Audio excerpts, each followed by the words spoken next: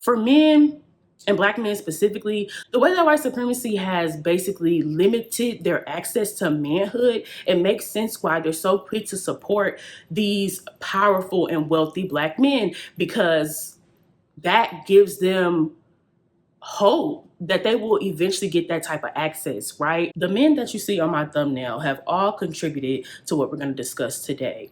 These rich or wealthy men cannot save us and will not save us. That was never the plan. Let's talk about it. Hi, welcome back to Face Philosophy. If you're new here, hey honey, make yourself home and subscribe. It is free to support your girl. Make sure you like, comment, and share this video with those who you think could use this message. So while all this stuff has been cropping up with Tyler Perry, I've been thinking about all the other black men, whether they be influencers, wealthy and or rich, and how their stories tend to be what's leading when it comes to black discourse, black culture, and things like that. I think that for the black community, as we are subjugated under white supremacy and patriarchy, we see it show up a little bit different in black men, right? And I think that's why with this Tyler Perry case and all the cases before Tyler Perry, like Diddy and Michael Jackson, it was this constant theme, not even just from black men, but also from black women saying, oh, they're just trying to tear another black man down, another strong, successful black man down. And don't get me wrong, we know that there is a bunch of historical context of white supremacy targeting black wealth and black excellence to, keep black people as, the lower class. And so that's not, I'm not debating that. I'm not negating that. But what I think is interesting here with all of these cases that are cropping up, it's always a cash grab. It's always, oh, they want the money. It was like that with Michael Jackson. And what really hurts me about his case specifically is the fact that children were involved. And children have little control in their lives as they grow up. And I think that it's interesting that when it comes to patriarchy and misogyny, black men specifically do not talk about it enough. That's why I really enjoy the public offender. I don't know if y'all know who that is, but he is a YouTuber as well. And his page is dedicated to tearing down patriarchy and misogyny. And it's really important that it's coming from a male and a black male at that, because I think when it comes from like a woman like myself, men automatically think, oh, she's a lesbian, she's a feminist, and they peg me right. They peg me right, So, I'm fitting the stereotype. But I think that it's, funny that even as a black woman, I'm just tired of sitting back and seeing these wealthy men being called leaders just because on the basis of their wealth.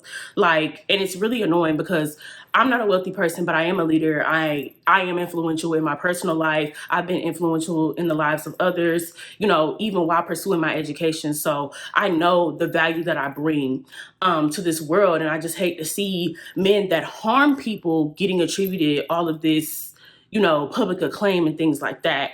And I just think along those lines, like, one of the main comments I was saying is like, this is an allegation. Like y'all quick to believe these allegations because black women don't like black men, baby. That is not the truth. That is not the point, right? And so with all of these cases that you see in the thumbnail, if there's smoke, there's fire. Like I mentioned in my previous live, if you haven't watched that, please go watch it. I talk a little bit more about Michael Jackson's case and how the way he was able to manipulate the world, basically, and never truly got charges put on him like he should. And I really hope the victims the alleged victims in this case really keep pushing their case, because they were children and a lot of things, it was really layered and a lot of things were going on. But I truly believe that harm was done, and I hope that, they get the justice that they deserve. But the main point of this video today is really to discuss how this mindset of that some black people have about wealth in itself and capitalism, and how that tends to protect abusers that get away with the things that they do because black people are just happy to see other black people win, right? And I think as this is a black cultural discourse, I want to say that I know that there's other people watching this on the outside looking in, and I think that as we continue to figure out who we are as a people and figure out what our culture means to us, I think it will reflect on the outside of us. So while we're supporting people like Diddy, Tyler Perry, who else is on the R. Kelly, people like that, that reflects outside of us. That reflects on the outside of our community, right? And so when they see us upholding people that have harmed people in our community, it's like, okay, they don't even care about themselves, right? And I think that that's like another stereotypical plight about Black people, you know, Black on Black crime, da da da. Like all of that stuff really gets on my nerves. And what really pisses me off is that creators like Tyler Perry push that shit.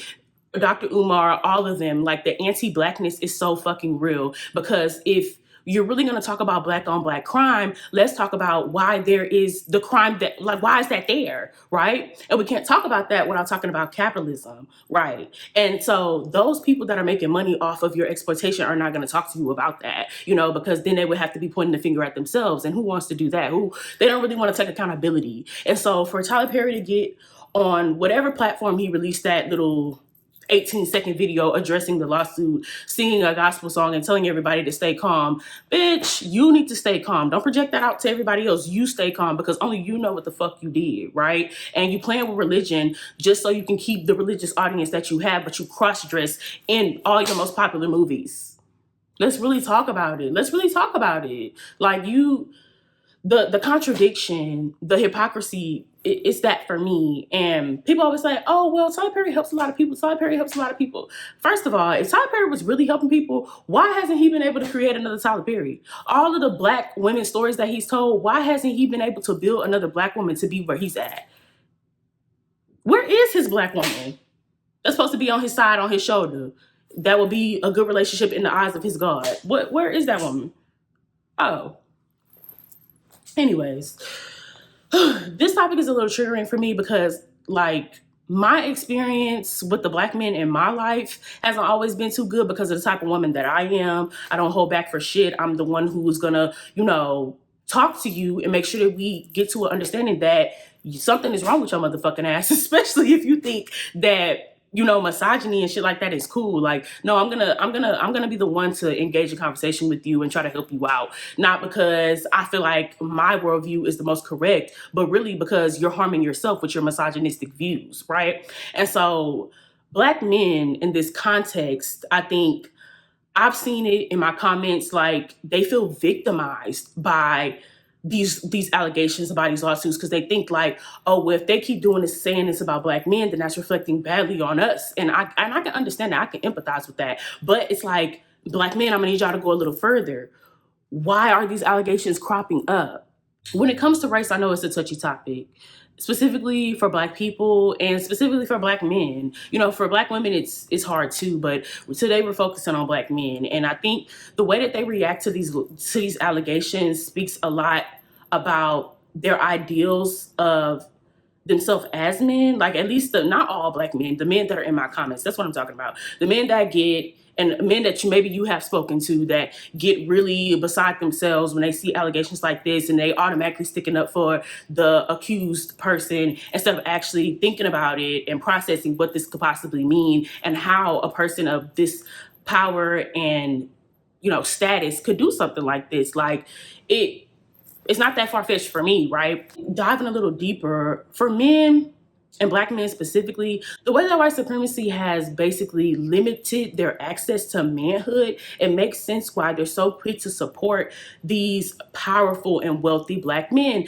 because that gives them hope that they will eventually get that type of access, right? That's what capitalism pushes. It pushes this hustle culture that makes people think that they'll be able to eventually amass millions, amass billions, things like that. You don't need no millions and no billions to have a good life. You don't need that. And so in order to achieve billions, like, you have to purposely work towards that amount of money and do things to get you there. And that means cutting costs on and cutting payments to people who actually really need it, right? So those people working under the CEO in the hierarchy are getting paid pennies compared to the CEO. And that is classic, you know, exploitation, right? That happens in capitalism. And that's the only way to really make it, right? Somebody has to have the shorter stick in capitalism. That's just how it works. And so I think historically for Black men, since their manhood has basically been stripped from them through slavery and constant propaganda about who they are as people and really dehumanizing Black men, I understand why these allegations could trigger them and make them feel like, oh, here they go again, they coming for us again. But it's like, my brothers, really think about it. Would this man that you're dick riding so hard give a fuck about you? Like, for real, if you was working for him, do you think you would get your fair share? No, they don't give a fuck about you. That's why they continue to exploit and abuse you and abuse Black women, right? These same men that y'all root for, these same men. And so, and Black women, y'all are a problem too when it comes to this, because like, I understand wanting to support Black men and just liking to see Black people have success and have wealth. That doesn't solve the problem for us though. Like, Black elitism will never be the answer to Black poverty. It will never be the answer. So like, y'all continuing to support these people who are getting allegations and shit like that, like, let's do a thought experiment. Take it from a dude like Diddy. So this is taking it to your neighborhood, not in Hollywood, right? So Diddy's in Hollywood, but take a nigga in your neighborhood that got allegations like Diddy. Would you be supporting him?